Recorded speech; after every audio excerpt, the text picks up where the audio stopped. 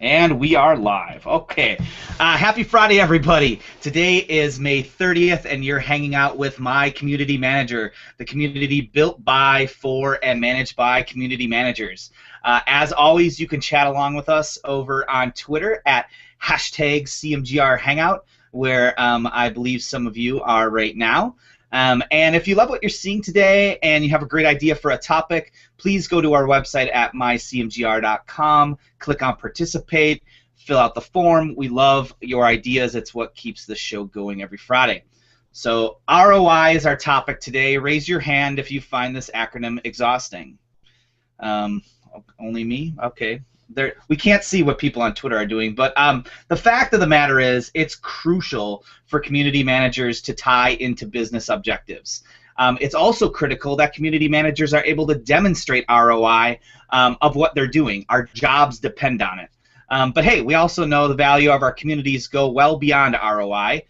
Communities bring potential for interactions that don't directly play into the bottom line, such as R&D, feedback, PR value and crisis management, employee referrals, non-track lead generation, awareness, advocacy, and so on. So shout out to Carrie Keenan and Sarah Mortis, who's over on Twitter helping us out with our Twitter chat. And I'm just going to let everybody introduce themselves, starting with Tim. How are you, Tim?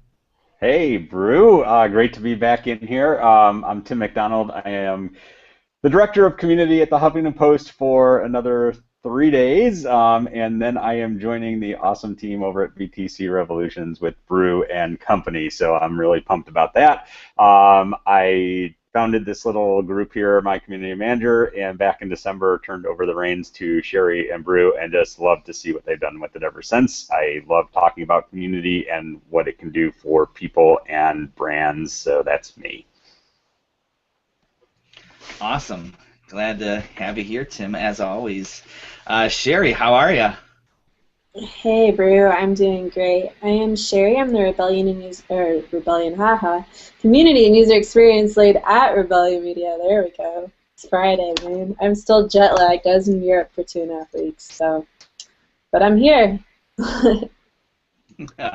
Good, good. And who we have next? Let's see, Maya. Oh yeah, you're totally muted. There you go. Oh, now you must be hardware muted. Yeah, we can't hear you. All right. I'll tell you what. You work on your sound, and we will skip over to Jordan. Hey, Jordan. Hey, Brew. Can you guys hear me? Yeah, we can hear you great. Awesome. Glad to be here. I am the community manager for TED Ed, the education initiative for TED conferences. So I'm really excited to hear about ways I can apply what we talk about today for the benefit of educators especially. Excellent. Really happy that you could help us lead the topic and join us today. Exciting. Awesome. So let's see, John, how are you? Am I good? Muted? Good. John Koob in Iowa City, Iowa. Community manager for Sculpt, a social media marketing firm, and this is my first time, and I'm excited to be here and hopefully contribute. Looking forward to learning a lot, and thank you guys for having me. Well, John, we love being people's first time here at My Community Manager, so glad to have you here. Emma, how are you?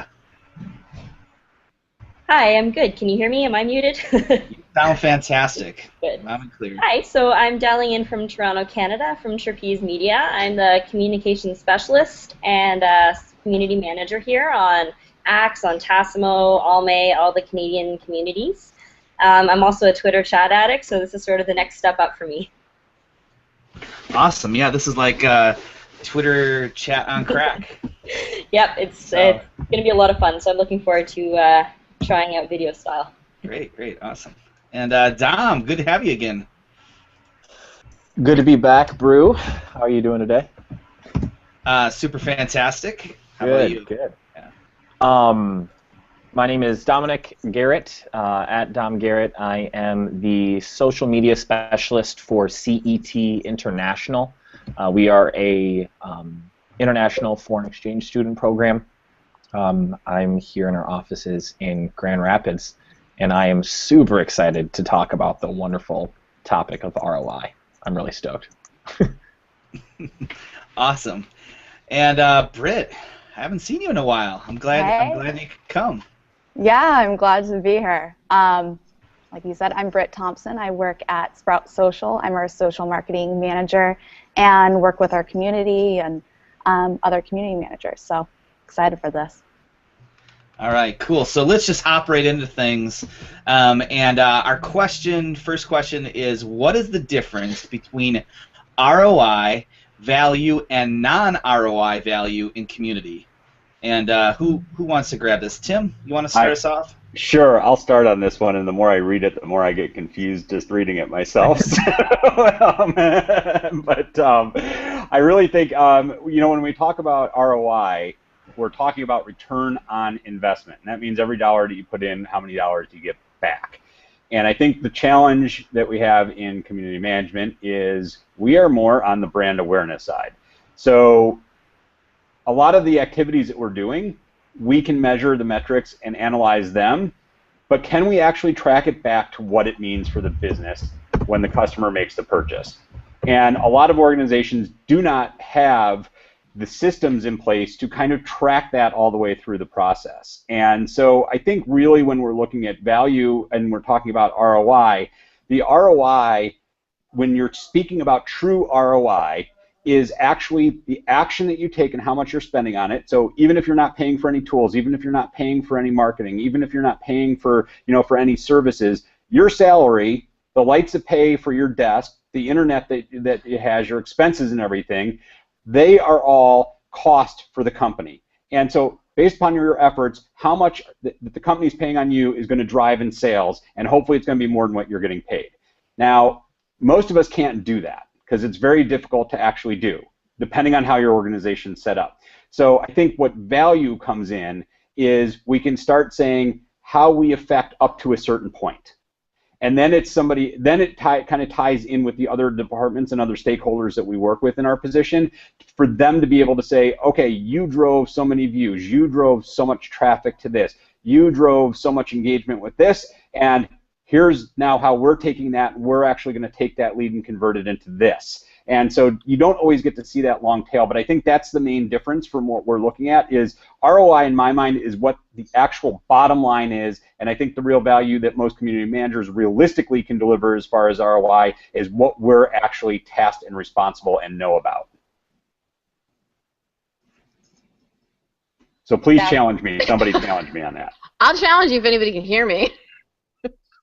We can totally hear you now, Mike. Yeah, you got it fixed.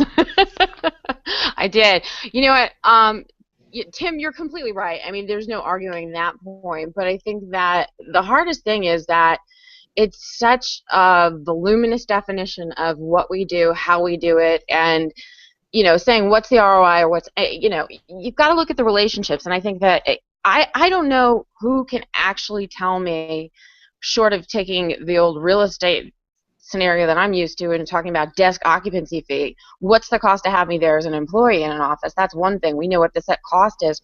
But, one connection, networking properly, the ROI is so important but unimportant because the relationships are what really matters, because the connections that we make, the things that we do, and a lot of people like Tim and you, John, and Sherry, a lot of these people have these special abilities to connect with people that really, you can't explain it, you can't train it, you can't teach it. You're a natural or you're not a natural, and you know how to interact with people, you know how to translate that, you know how to make things happen, and that's just what you do. And I think Tim is a great example of it, and thank you, Tim, and congratulations, by the way.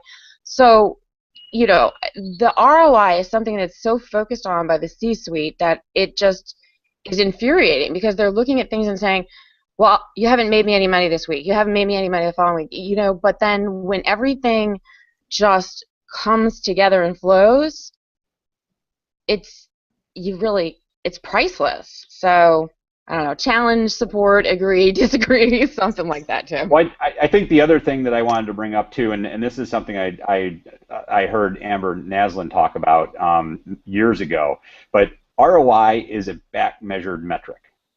You can't go into a program and say, here's the ROI of the program until the program is done and you can analyze it, look at it, and then say, this produced this much. And so too often, I think we're asking the question of what is the ROI on the wrong end of the equation.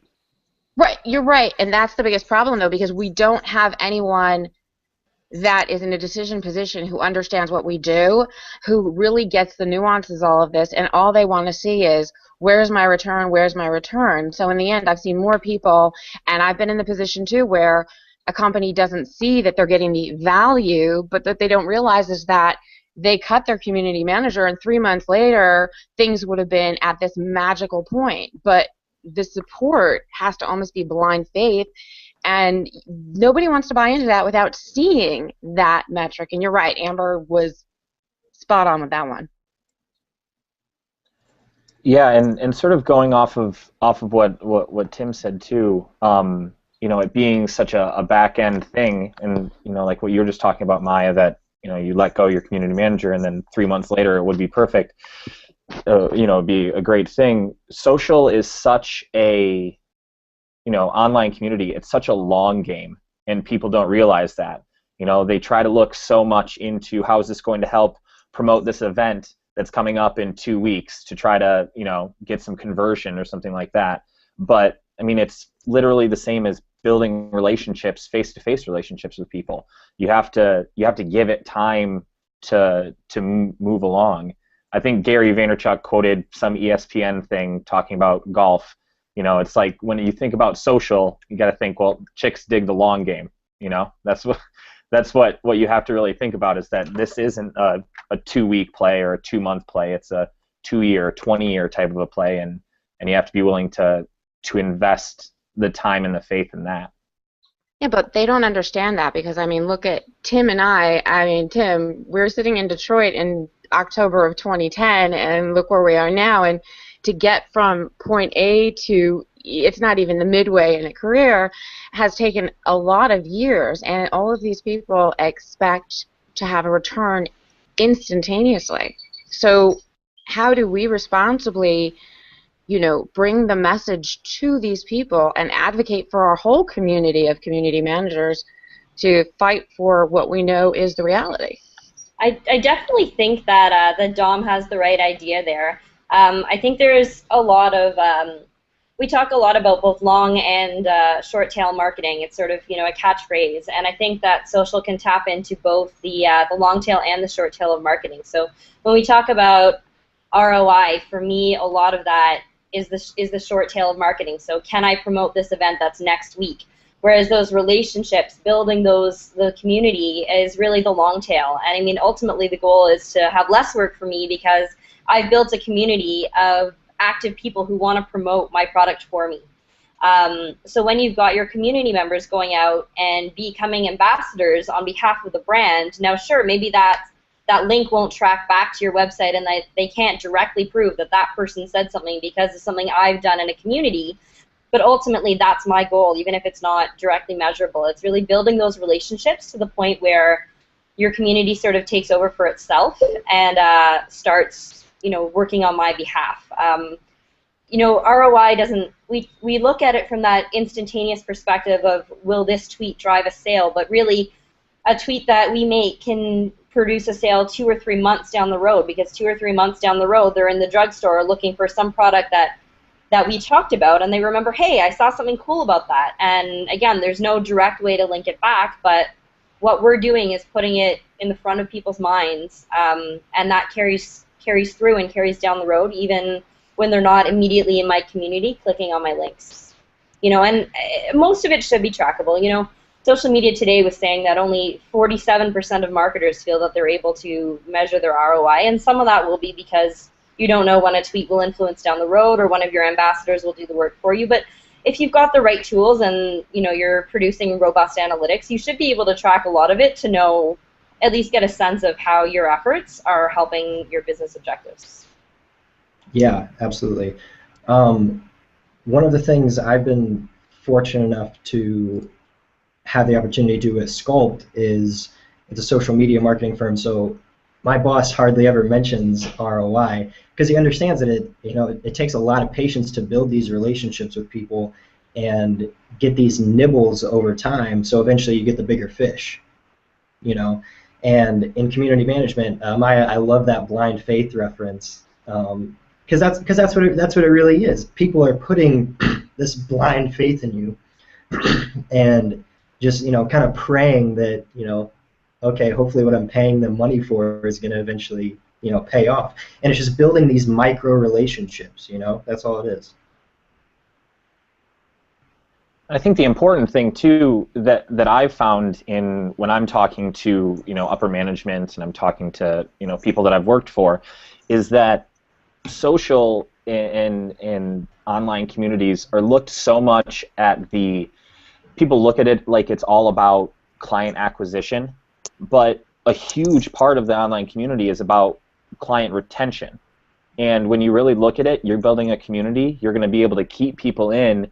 You're going to make them loyal, but then, the online community affects so many more areas of business than just the sales or, that conversion like you've actually got. So, it can affect your HR department with, the current employees that you have. I mean, it's, top to bottom throughout the entire organization. And a lot of that, I mean, I try to talk about that to show that you can't really track return on investment for social that's going to help your HR department. There isn't really metrics. They're not selling a lot of stuff. So I disagree. You can track it for HR, and it's probably easier to do than almost anything else, because what you can do is, if that's what your job is tasked for, your HR department is paying referral fees to recruiters to bring people in.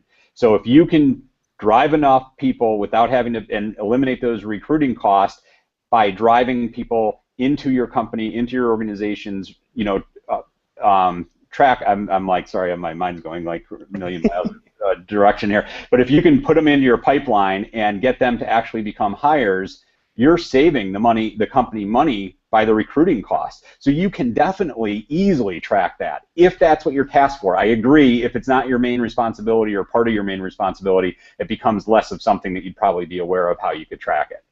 No, but that's a great point, Tim, because ROI is about, like, basically there's making money and there's saving money.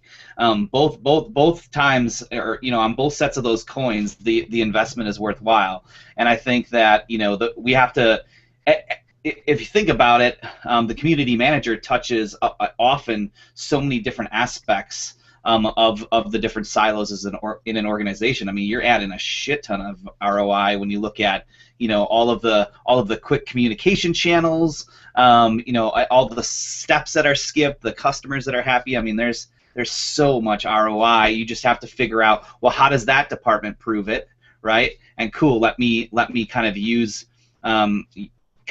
their statements or whatever. So anyways, let me just jump us over to number 2, so we don't talk about this one question all for this whole hour.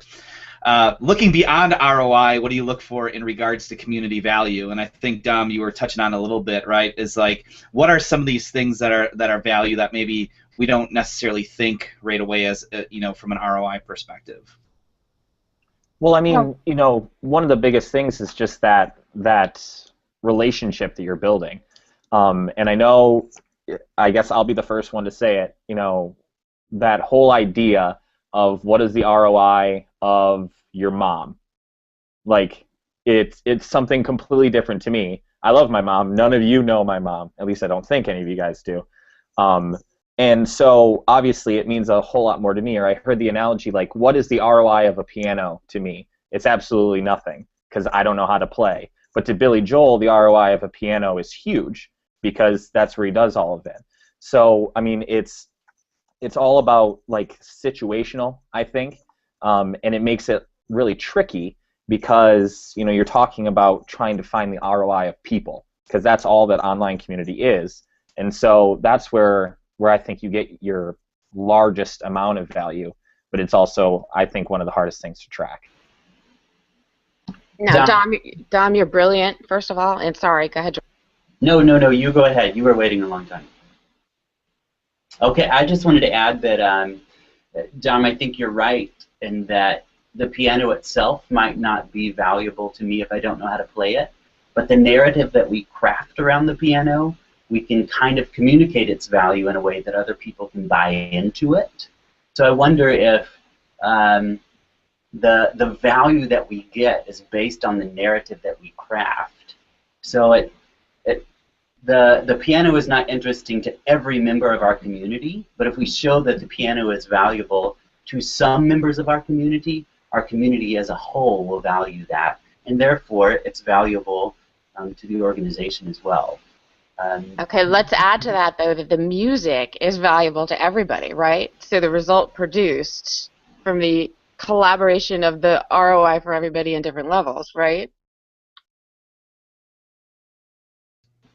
I think that's another difference, not to go back to the first question, but just to bring the first question into the second question, is that we have a formula to calculate ROI value, but non-ROI value, that's why it's so difficult. There's not something that we can just plug in.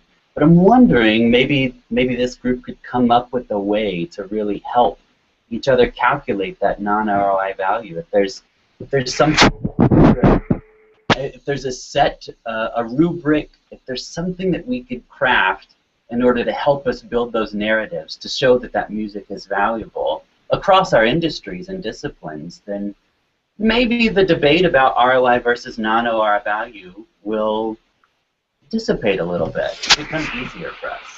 Well, I think what I've found in my experience is that's kind of part of the job of being the community manager, is really identifying how you can take that thing that doesn't have a value to it, right? I mean, it has an emotional value, but it doesn't have a numeric value.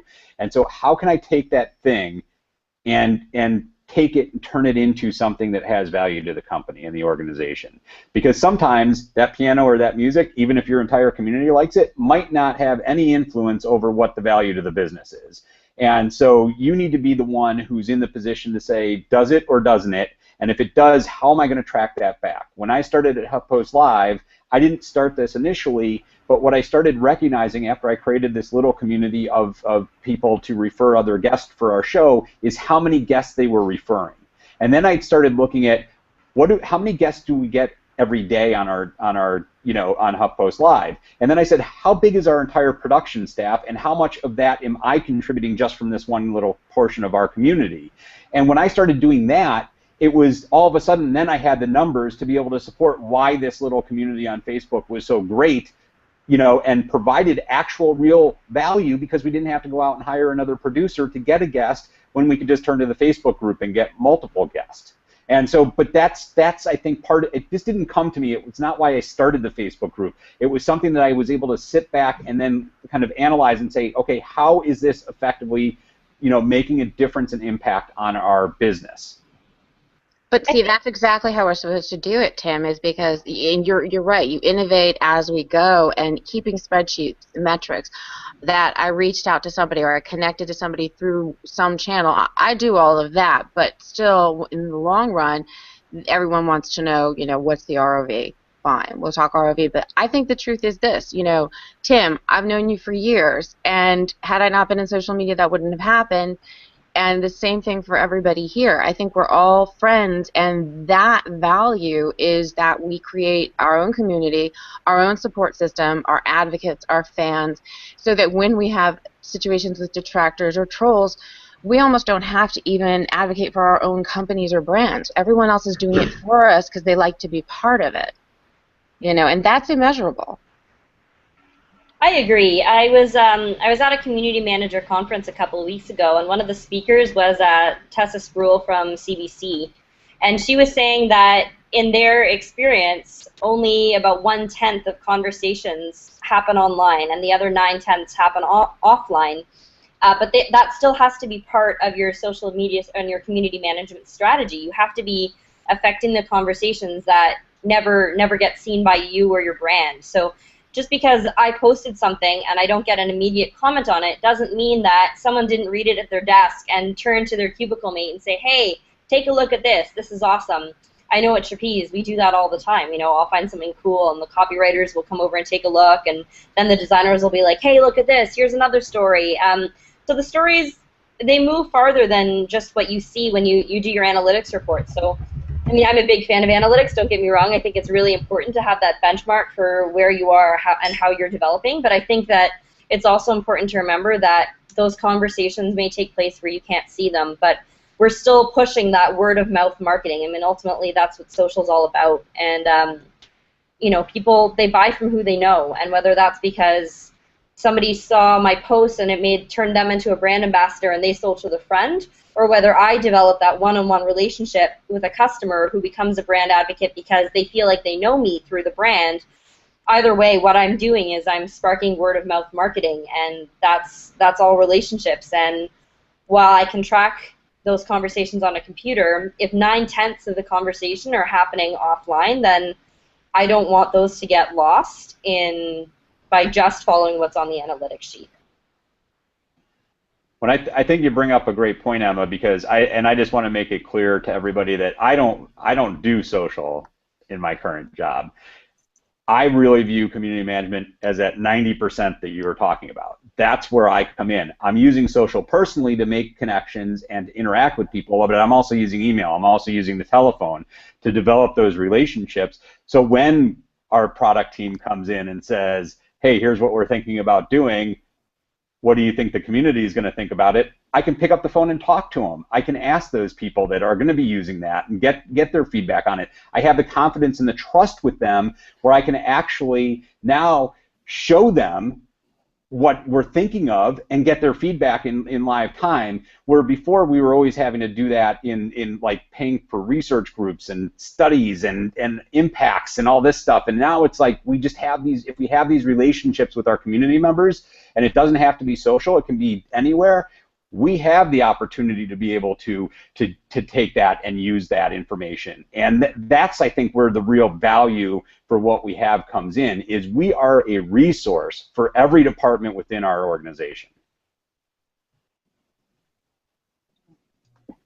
I think I'd also add as well is that we can really be that, your brand or your company can be that, you know, meeting point of where your own community gets together and they meet each other and they can really build relationships with each other, as you're maybe the center of that conversation, but as those relationships strengthen, then that kind of really strengthens the community around your brand.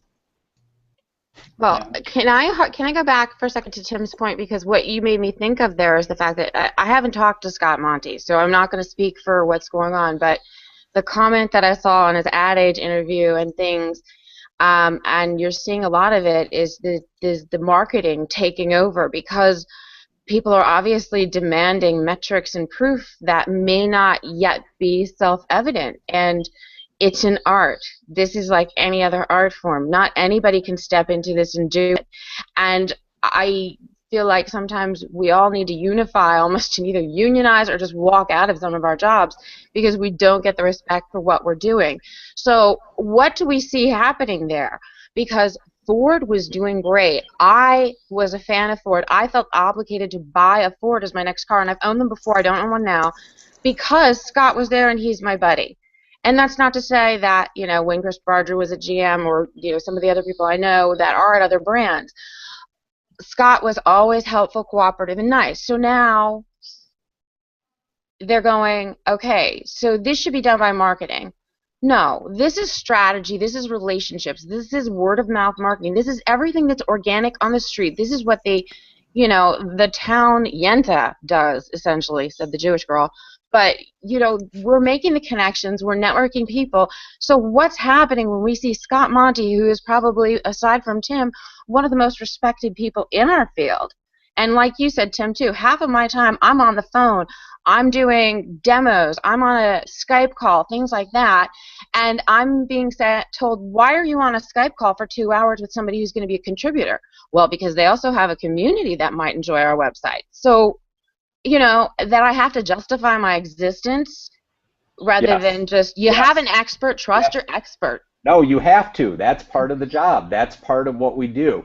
And I mean, there's plenty of roles that are in marketing. That's the role. That's where it is. That's why we've seen a growth in community management. And I'll get on my soapbox and say, and I don't want to offend anybody here if this is your role, because I still value what you do, but I think the advertising and marketing agency has destroyed the word community manager, because they've taken it, they took social media managers and decided they could call them community managers, drive a higher price with a higher perceived value, and not have the person do anything different than what they were doing in the social media marketing role. And so for that, I say, that's shame on us for allowing that to happen, but it's also our responsibility, if we are serious about this industry and this profession, to be the ones who take the hit and to keep fighting and to keep justifying what we are thinking about, what we bring to the table, what we do, and what our value is. This is what we are.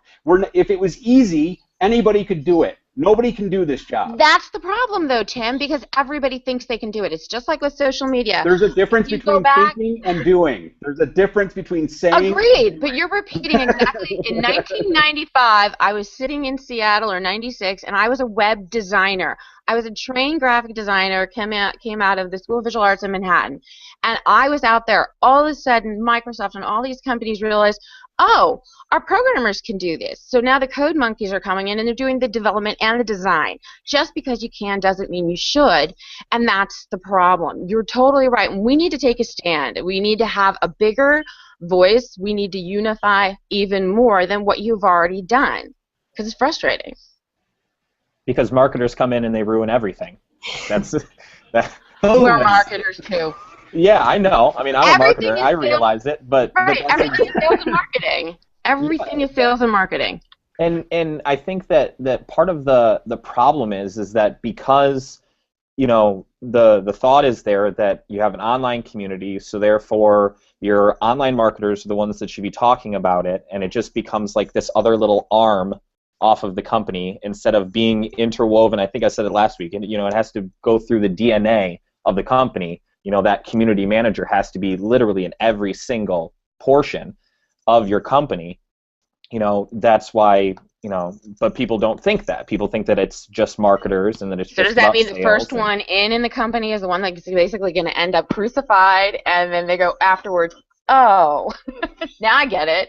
Yeah, and I mean, I think, sort of going off of a point that we were talking about, I think that one of our big things that we need to do is, at least what I'm trying to do, is change the conversation. Whenever anybody says things like ROI, I was part of the brand chat, tweet chat 2 days ago, and somebody said, instead of thinking about ROI, think about ROE.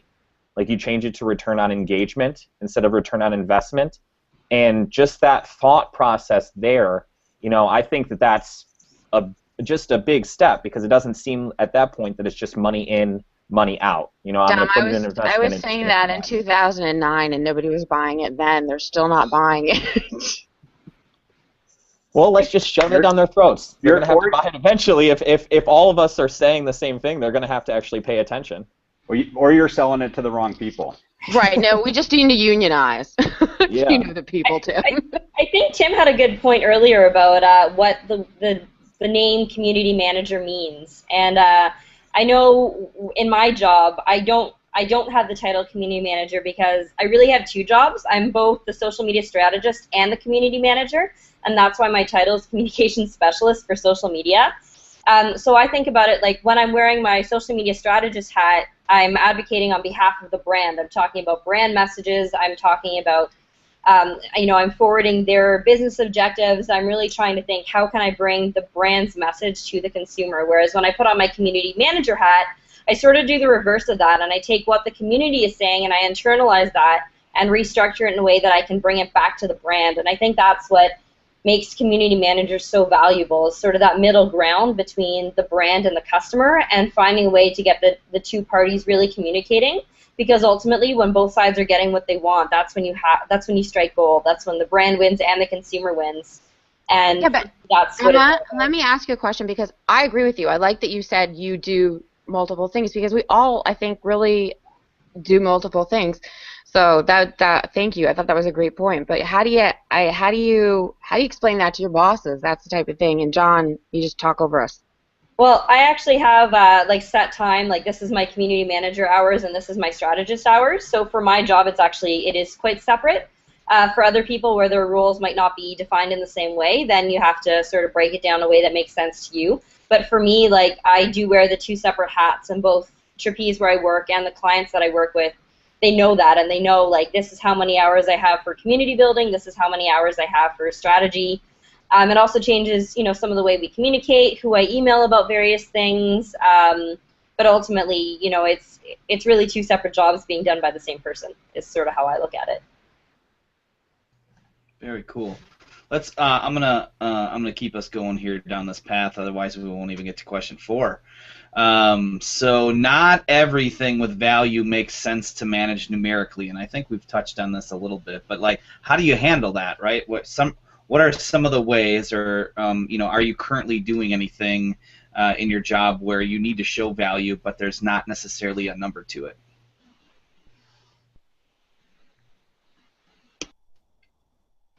I think right now a lot of us are doing that with Facebook's reach decline, because this is one example where the numbers won't always back you up to say that you're really doing an awesome job, because the numbers say your reach is going down. So someone could look at that and say, hey, you're not doing as well as you were a few months ago.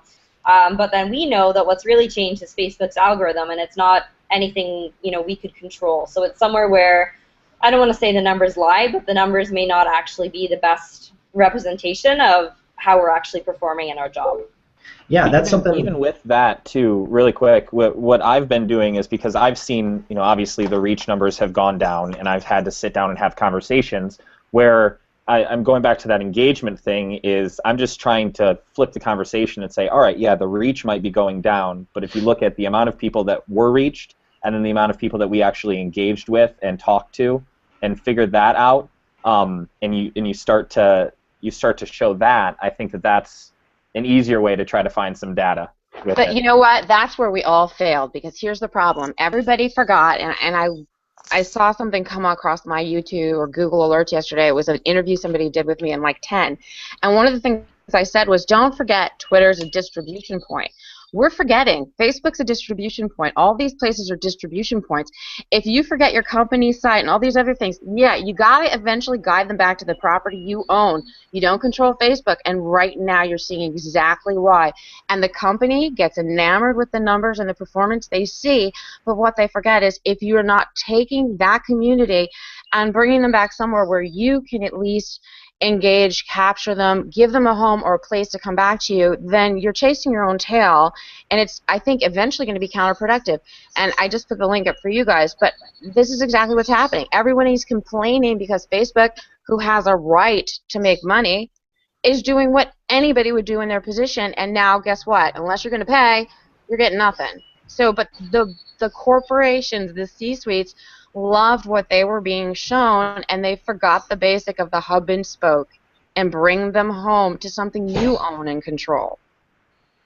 I will say I get a little bit of a twinge when I hear Twitter talked about like a distribution point, because I think that I don't like the idea. I think that that's real, sometimes, at least on online when it comes to social, it's such an antiquated idea of using these as like distribution let channels me clarify. as just pushing the stuff. I think that everything but Twitter is a content platform, but when it comes to Twitter, at least maybe it's just because it's near and dear to my heart. To me, it's just it's more of a cocktail party. No, I agree with you completely. That analogy was used in talking to people that were essentially non-social media users to try to make them understand. You don't broadcast. It's a conversation, and yes, it's a cocktail party. But then again, Facebook is a high school or family reunion, and guess what? The party hall is closed.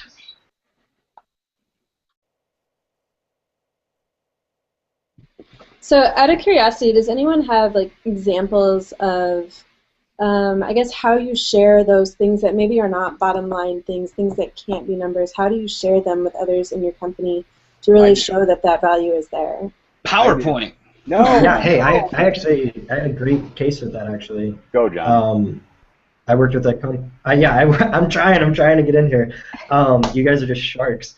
I had a case with an account where it has less than 100 followers on Twitter, and I ended up reaching out to a kid and ended up hooking him up with a free tuxedo from one of our clients. And I ended up doing a Medium post from this company and showed the whole story I took screenshots of the tweets. The kid sent us pictures from his prom. We went and we actually talked with the kid and his mom when he got fit for his tuxedo, and we made a story about it. We told a story because that's something that numbers can't really, tell a physical story. But when you can tell a story to someone and actually show someone what you did was a success, then people start getting the idea. And something we forget is that the community management position isn't a new position, it's not an old position. This is something that's brand new, just like social media. We're forgetting that this hasn't even been around for, more than, 10-ish years, our position. And that's why, like Maya, you were saying, it's important for us to come together and realize all the things we can do to improve on our job and show that what we're doing actually fucking matters. I will say that I won't digress too much, but I will say that it's been around much longer than social media. But in social media, yeah. But I mean, the way that I really qualify or these stories is when I see a community member that sends out the link to their appearance or their blog post in their email, because I'm signed up to their RSS feed or their email list, and they send that out, and on the big splash it says Huffington Post on there, I can send that to my manager and say, oh my gosh, did you just see what one of our community members did? When I get asked to actually interviewed for what's going on in our community, I can bring in stories. When I go out and talk, I can tell those stories. When I'm involved in a conversation where we're thinking of making a change, and sometimes we understand that the best answer isn't going to come from internally, I have the connections with so many other community managers, where I can say, I know so-and-so that works at another media company who manages their community specifically with the issue that we're talking about. Let me reach out to them. And you know what my boss says? Tim, you know everybody. And so when you start having that reputation and you're able to add those value and make it so nobody has to spend time doing the research, people remember that. Your bosses and your management understands the value that comes with that. I honestly, when I told Ariana that I was leaving, I asked her if she wouldn't mind if I continued to make connections that I felt would help enable her to spread her message to other audiences that might not be hearing it. And she said, absolutely never stop doing that for me. So she even understands and sees what I brought to the table here, even though that wasn't technically in my job description of what I do. But you're a believer, Tim, and that's the whole point. We don't do things in this space. You don't do something unless you really love it and believe in it.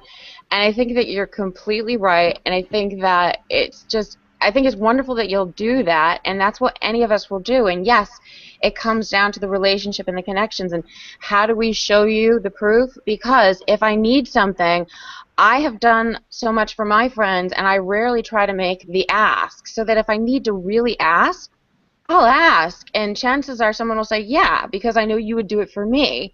And that, you can't quantify that, or you can't determine a value on that. You can. There's a lot of... Sorry.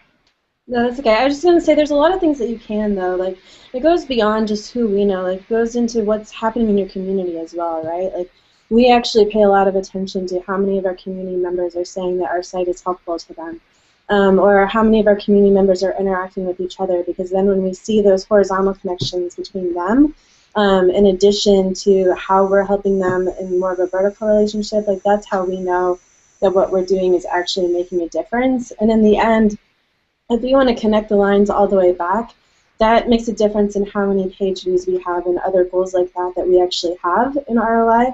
So they're related, but they're just a little bit different. And they're still measurable, but they're not numbers. They're screenshots of tweets and Facebook messages and emails, and it's just very, very different. Well, and sometimes those screenshots can evoke better emotion out of an executive than a bunch of freaking numbers and a pie chart, right? I mean, yeah. So I mean, we have a PowerPoint open at all times.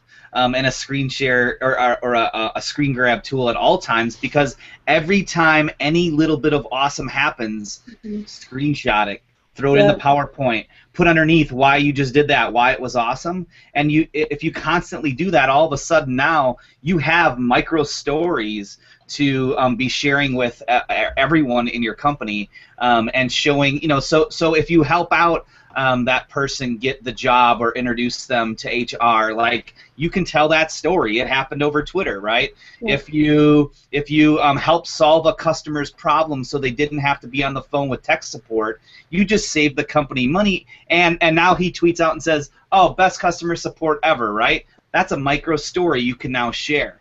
It's just constantly sharing these little stories and then wrapping them all up into big stories when you have your reviews with your upper management, saying, hey, here's what I've been doing for the last couple of months, and here's all the awesome.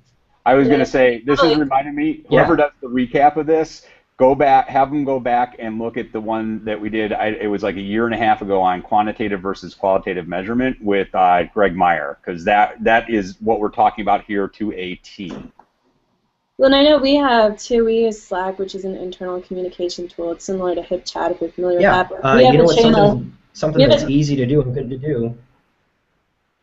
Yeah, I think it's really important to show examples alongside the numbers. So if you're giving an analytics report, there's no reason you can't drop in specific examples into that deck. You should be dropping them into that deck, saying, not only X amount of people engaged, but here's how they're engaged. Here are some of the most common conversation trends we're seeing, because showing how people phrase it, what one person's saying and another person's saying, maybe they're complaining about the same thing but for different reasons. So just saying X topic was discussed, this amount of times in the community doesn't necessarily mean that each person is discussing it in the same way or for the same reason. So a strategist, a community manager, we work with data all the time, and a lot of it is, what tools we have, what data we can get, but most of it, and what differentiates us from a computer is being able to take that data and explain what it means. So here are the numbers, now define them. Why is this number relevant? What is this really telling us? It's not just, 200 people like this post. It's why. What was it about that post that made them hit that like button?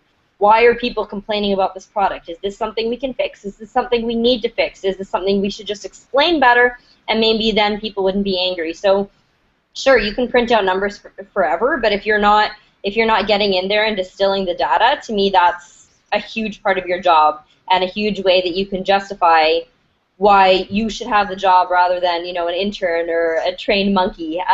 This is what makes us unique: is our ability to explain what we're seeing and why it matters. Yeah, and I mean, I know for me personally, the reason why I love my job and I love the idea of community is because I'm a storyteller. That's what I do. And so whether I'm telling the story of my brand, or I'm telling the story of these students that I'm working with, or the host families, or, I was joking around yesterday that I think that metrics are actually kind of sexy, because everything, sort of plays off of it. So if we are doing that with our community and we're telling stories and we're sharing stories, we have to use that as our best tool to be able to go back to the CEO, to be able to go to all of these other, these people and share that story with them. The passion that Tim has when he talks about being a community manager and what what that position actually is. With that kind of passion, telling the stories about your community, I think, that's, what we're selling ultimately, is we're selling that idea to the higher-ups in the company. We do it because we love people. We love building relationships, helping people, promoting things. That's the reason why we all do this. And, it's just a joy. So, Dom, I love people. People are awesome. Dom, you kind of led into our question 4. We'll see how far we can get through the rest of these. But how do you explain non-ROI community value to others in your organization?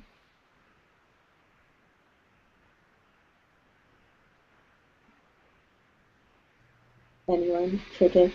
Well, so I'm going to just jump in for a minute, because when I read this question, I'm going to say that there is no value that's not ROI, right? Everything. I believe that every piece of value to your community can be tracked back to either saving the company money or making the company money, and it's all a matter of just finding out how to tell that story the right way.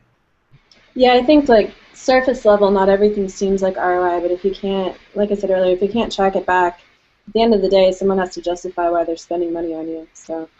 Right. Yeah, you can't just because it's awesome. Sherry's a businesswoman. Like, yeah, that's I mean. I mean, I things like need to be getting cut, paid right? at the end of the day. So when a company runs low on money and they have to make choices, are you helping them save money? Are you helping them make money? If you're not, why are you there? I think that's part of our jobs, is because if you have somebody who's really good in the capacity of your community manager, then you are going to make money and you are going to save money, because that one person who's got a really good skill set, network, talent can truly do the work of 5 or 6 people who have just started or have no idea what they're doing, you know? So it's at the end of the day, if you have, and it's the same argument, you've got to spend money to do social media in any capacity well. If you cheap out there, it's going to cost you far more to do damage control and fix it after the fact. I mean, look at Comcast. It was great when Frank was there, but now, not so much. And it's you see it. There are just so many examples. If we went out and wrote a book or read the books on it, we can track all of it and just say, the money you spend up front to do it right the first time in anything is going to pay off in the end. Sure, but then how do you explain that value to others in your organization? How do you let them know what you're doing and how it matters and how it plays into the company and why your role is important, why you should be there? Well, I track everything right now with spreadsheets. I work with other people in my company, in my marketing department, and we task things. What are we working on? We coordinate things through like BuzzStream, or else if there's a spreadsheet that is, here's this metric or here's that, and then he knows what I'm doing, and then the SEO and content, they're looking at what are the actual analytics coming through, and they can see the correlation and the results. So over time, it will all come together to present a picture, but sometimes, it's a matter of defending our lives all the time until somebody actually will see the light of day, and that's the hardest part, because if somebody doesn't get what you do, you're not going to be able to quantify any of it.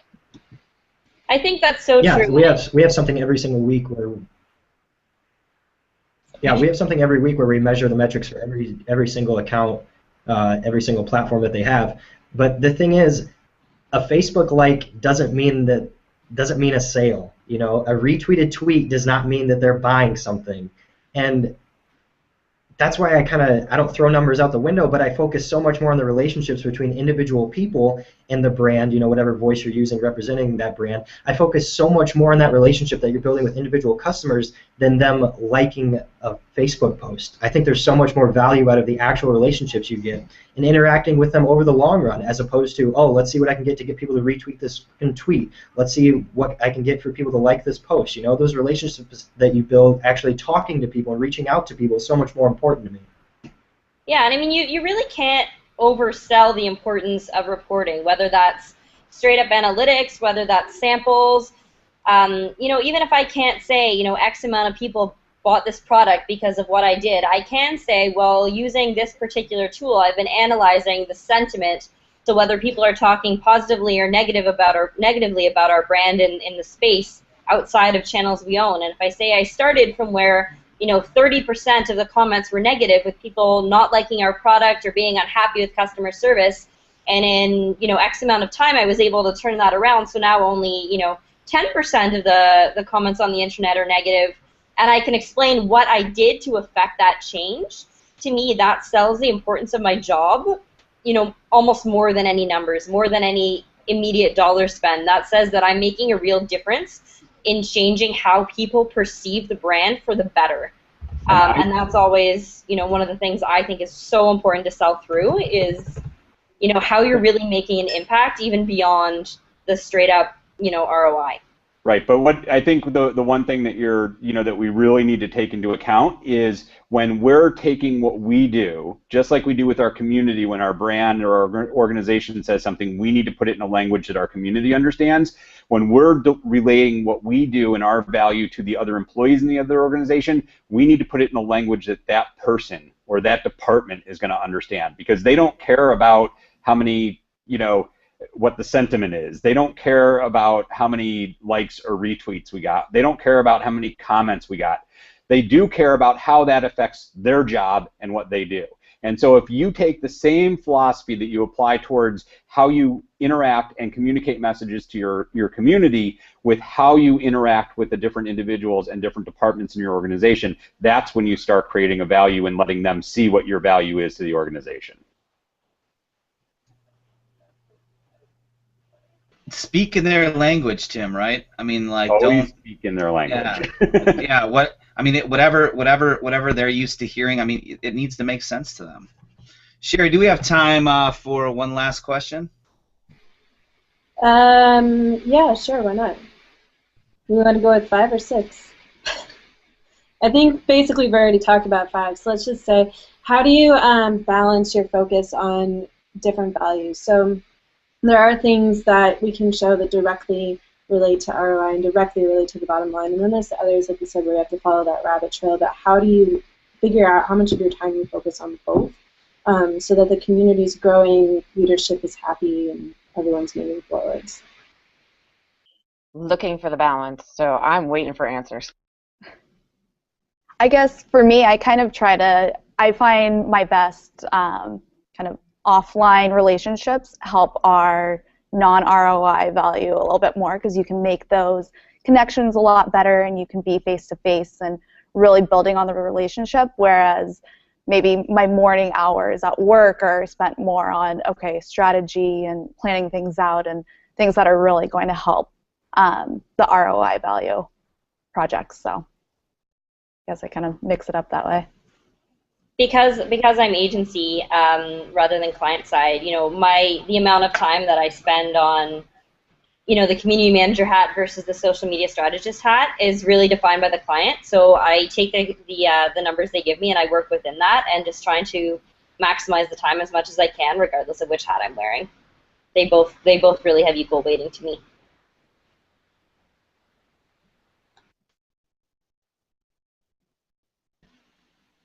I think because of the nature of our community, we're much more heavily focused on the value metrics, not the ROI, because we're not selling anything, we're not for profit, so we're basically all the time trying to craft that narrative about cool and exceptional things that are happening in the community. It's not about this is worth it. That's basically the mission of our community. It's to provide a place that is worth it, not let's have the community to help us accomplish the product sale or anything. So I think that made sense, but basically we're always focused on the value much more so than the ROI. And I also think that could challenge the assumption that everything that happens in your community can be traced back to ROI. I don't know if in our community specifically that's the case, just because we're not necessarily selling anything or trying to grow the community to a certain number for a certain purpose. The mission is simply to provide a place where teachers and students can come and discuss. So I think that culture that you're creating and that environment that you're providing and the numbers that you are measuring and seeing is what in effect that is your ROI. That is the value that you are providing to your organization. Even though you might not bring in customers, you might not bring in actual sales, ultimately somewhere down the road, because of what you're doing and what you're measuring, it is bringing enough revenue for you to have your job and for your organization to exist. So don't ever sell yourself short. Yeah, he's right, Jordan. But that's the thing, too, is that it's really about that if we believe in what we're doing, you can't pretend, you can't fake it in this business. If you believe in your product, if you believe in your client, if you really love what you're doing, then the ROI is, yes, it's important, but the reality is that if you value your community and you respect your community and all of the other things we're supposed to do and just be good humans, it all does work out. I do believe in the end, and it's just the hard part is getting stuck in the minutia to prove the business case value. All right, guys. Well, unfortunately, we are now out of time. Boo. Yeah, boo. Well, there is the after party that you can hang out for, but we do have to end the broadcast. Sherry, coming up, it looks like we have on June 6th, scaling a network of communities. Are you looking for people still for that? Yep, we are. Awesome. So if you're watching this, you can go to our website, mycmgr.com, click on participate, and let us know you'd love to hang out with us next Friday to talk about scaling a network of communities. And that's about it, right? So goodbye, everybody. See you next Friday. Bye. Bye.